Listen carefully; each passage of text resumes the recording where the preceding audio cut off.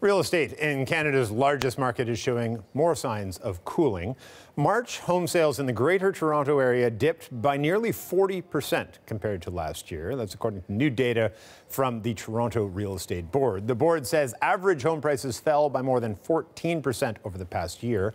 Rising mortgage rates, as well as a slew of new policy measures designed to address housing affordability, were flagged as reasons for the slowdown. Joining me now to discuss the report is David Amborski. He's the founding director of the School of Urban and Regional Planning at Ryerson University. Nice to see you, sir. Thanks for coming in. Hey, thank you. Great to be here. You look at these numbers, and you've been looking at these numbers for a long stretch of time. What does this batch tell you? The batch tells us the market's cooled down a bit. It's cooled down because of a number of factors in the last quarter of the previous year. There was a housing policy brought in that caused people to take a breath and see what's going on with the new housing policy from the provincial government. There was a specter of the new stress test coming in for mortgage insurance. That led to some increases in the last quarter of last year, people buying before that happened. And then there's also an uptick in mortgage rates. So all of those things factor to cooling off the market. And it took that sort of conspiracy of things to come together to finally cool off. I think the market the year before it had, what, 33% gains. So that dragged things down a little bit. Is it a sustainable dip, or is this something we've seen Vancouver's already bouncing back? No, I think it's going to be a bounce back. I think these markets go through cycles, as all business markets do. The market was really overheated. There's some correction to come forward. Most economists were predicting some kind of correction. It had to have some correction at some point in time, and I think this is it.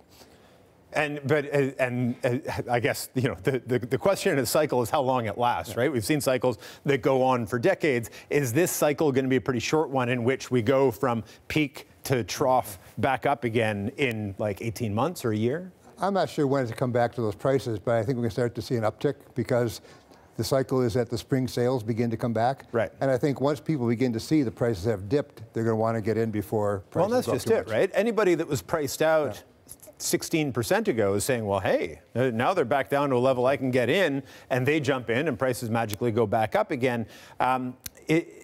If the idea was, let's introduce all these policy measures, let's have a foreign buyers tax, and let's have a vacancy tax, and let's do the stress test, and let's see what happens as mortgage rates go up. If the idea there was to try to make things more affordable, and it was just a one-off, sort of ditch that you then come back out of again, was it worth doing in the first place?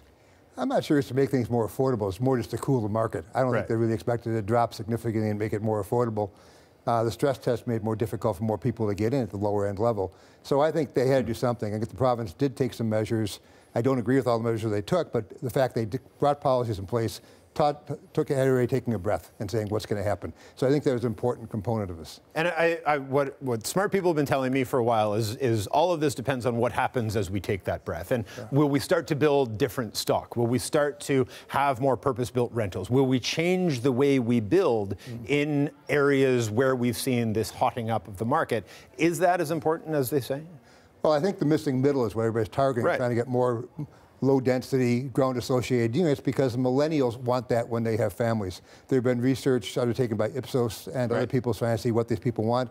When millennials want families, they want to have ground-associated units. So hopefully more of that will be built. There's more townhouses being built, but it depends on some of the land use policies in the city if that's going to happen in the city or not. But we see in cities where density isn't a problem, like in New York and in Chicago, families live in apartments all over the world, right? You go to Paris, you go to Europe, people live in apartments. Here we have this density problem where people say, no. Once you have a family, you have to go live in a single family home. And you can see it as you leave almost any major city. Everything drops down to 1 and 2 stories as far as the eye can see. It's an option. Many of the millennials want to live in downtown. They want to live at those densities. But there's still some that want the traditional needs, and that's been demonstrated by some of these surveys that have been undertaken by the industry. The other issue is that we haven't built the kind of condos that are targeted to families. For sure. Our condo size has been shrinking, so it's tougher and tougher to squeeze a family in these smaller units. Right, you can't have kids in a 500 square foot condo. The market's beginning to respond because some of the developers started to build higher, bigger 2-bedroom units to meet some family needs. So the market is responding to some degree. So, are we seeing those government policies do their intended job? Or is this working as we sort of thought or hoped that it would? I think it has had the market take a breath. I think it's good and it's healthy, having a downturn and having the prices drop and more people get into the market who were priced out before, I think it's something very positive, giving people that opportunity and giving people some hope to have a family unit. Right. All right, we're going to have to leave it there, but great insight. Thanks for this. Great. Appreciate it. David Amborski, founding director of the School of Urban and Regional Planning at Ryerson University.